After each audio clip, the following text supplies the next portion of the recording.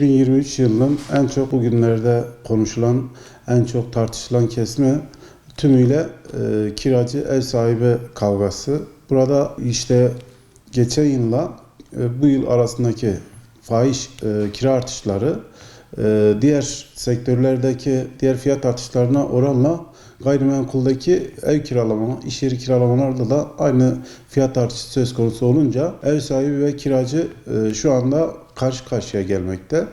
Bunu devletimiz çözüm olarak işte konutlarda %25 geçen yılda olduğu gibi bu yılda %25 oranında artış belirledi.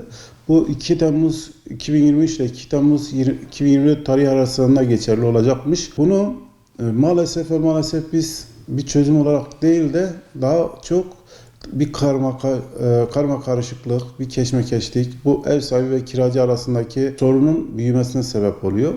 Bu bizim için çözüm değil, daha çok sorun olmakta. Kira artışlarının önüne geçilebilmesi için arz talep dengesinin sağlanması lazım. Bununla ilgili devletimizin nasıl ki konut fiyatlarını düşürme hamlesi olarak TOKİ eliyle konut yapımında devam ediyorsa gerektiğinde çözüm noktası olarak biz TOKİ konutlarının bu sefer kiraya yönelik yine devletin eliyle kira verme noktasında böyle bir uygulamaya giderlerse daha iyi çözüm noktasında olabileceğini düşünüyoruz. Ev sahibiyle kiracı arasında bu tür %25 artışlar olduğu takdirde sürekli olacaktır.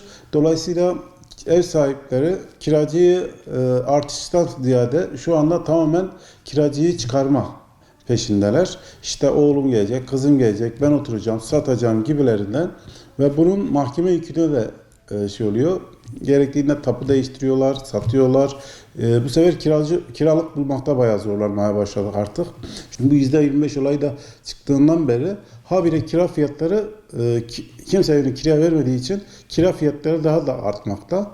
Dolayısıyla eski kiracı eğer ev sahibi çıkarmak istemiyorsa artışta kabul etmeyince bu sefer kavgalar işte maalesef üzücü birçok şehirde olan olaylar Urfa'mızda da yaşanmakta. Tabii ki %25 enflasyonun %35, %40'larda, %50'lerde seyretmesi bu %25 olayını kesinlikle karşılamıyor.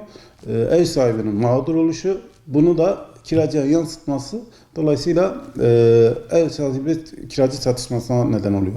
Kira artışı normalde %10 yapıyorduk. Şu anda ev sahipleri bunu kabullenmiyor. Yani haklı olarak kabullenmiyor. Her şey 2'ye 3'e katladı. Otomatik olarak bu ev kiralarına da yansıdı. Bahçeli evlerde biz 2.000 lira kiraya verdiğimiz yere adam 6.000 lira diyor. Veya işte benim oğlum gelecek evimi boşaltsın, ben oğlumu evlendireceğim ama bakıyorsun ki adam öyle bir şey yok.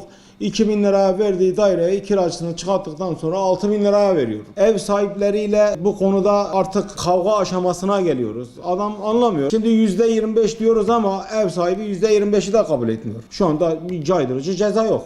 Şiddet kullanıyor. Veya işte kardeş emlakçısın sen aradan çık ben konuşayım. Bir duyuyoruz ki kavgalar olmuş, gürültüler olmuş. Yani biz dediğim gibi yani bu konuda çok sıkıntılar yaşıyoruz. Silahlar patladı, sopalar neymiş daha ev sahibi kiracı meselesi.